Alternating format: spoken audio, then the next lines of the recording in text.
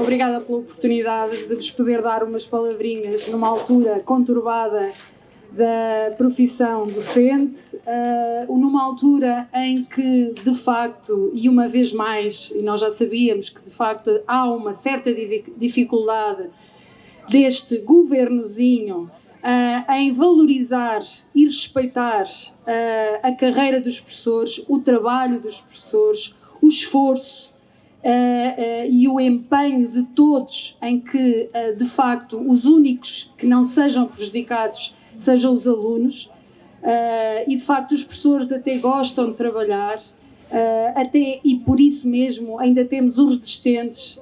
não os que resistem à inovação, mas os resistentes que gostam do que fazem, que têm amor à sua profissão e continuam a tentar dar o melhor, apesar dos apesares e das dificuldades e das digitalizações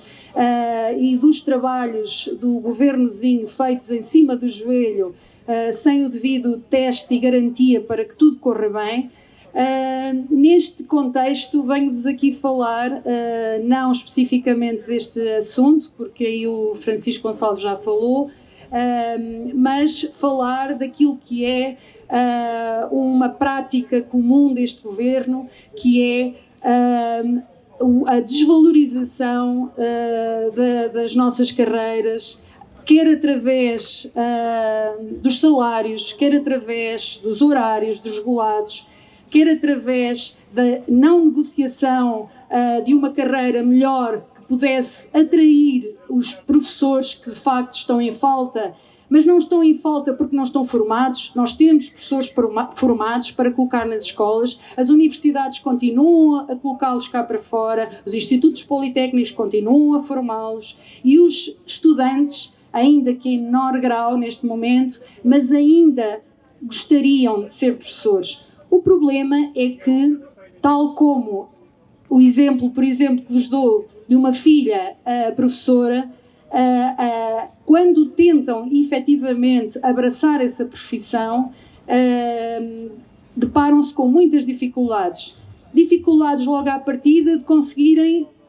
subsistir com um baixo salário logo no início, portanto, quando entram na carreira têm um salário muito baixo, têm de pagar, como têm que se deslocar para muito longe, têm de pagar alojamento, onde há mais vagas é onde o alojamento é mais caro. O governo até veio dizer que a senhora até dá um subsídio, só que o subsídio, depois das continhas e das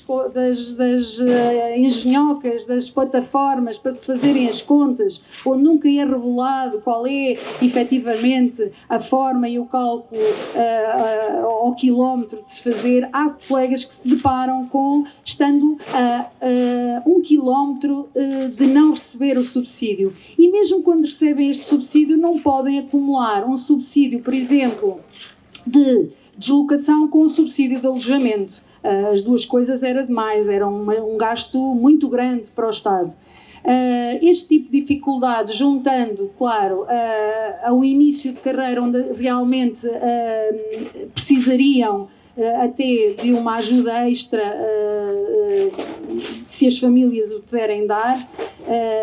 nós até daríamos, as famílias até ajudariam a que um jovem professor pudesse começar a trabalhar às expensas dos seus pais. Mas, na verdade, os seus pais também não têm essa capacidade. Na verdade, os seus pais, como eu, por exemplo, também sou professor e o meu marido também é professor, também temos as nossas dificuldades, também temos as nossas contas. E, de facto, é muito difícil, assim, um jovem professor abraçar esta carreira. É mais vantajoso, se calhar, abraçar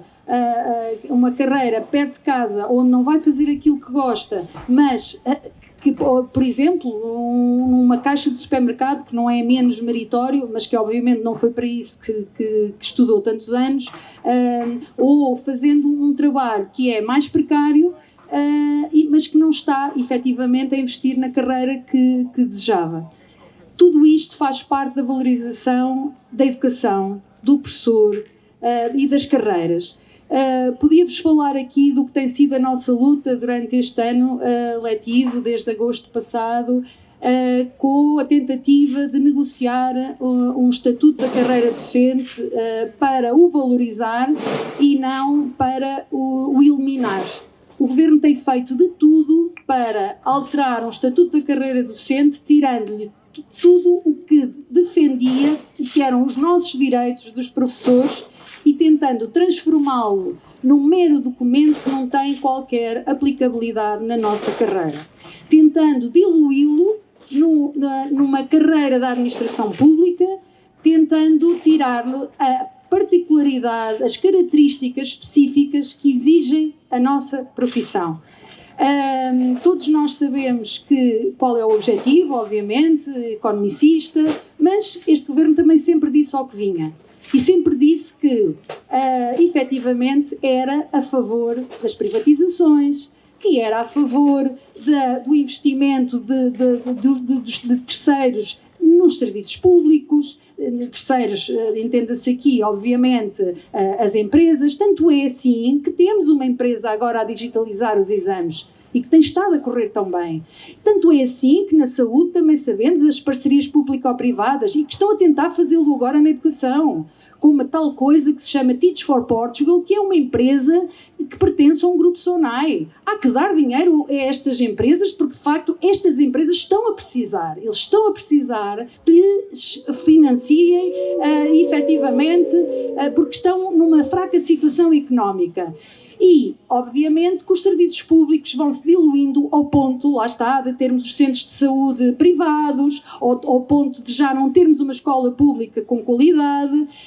e é com muita tristeza que nós, professores, assistimos a isto. É com muita tristeza que vemos que o caminho que estava, quando eu entrei na carreira, eu tenho 30 anos de serviço, quando eu entrei na carreira, eu pensei que, efetivamente, que ano após ano, poderíamos ter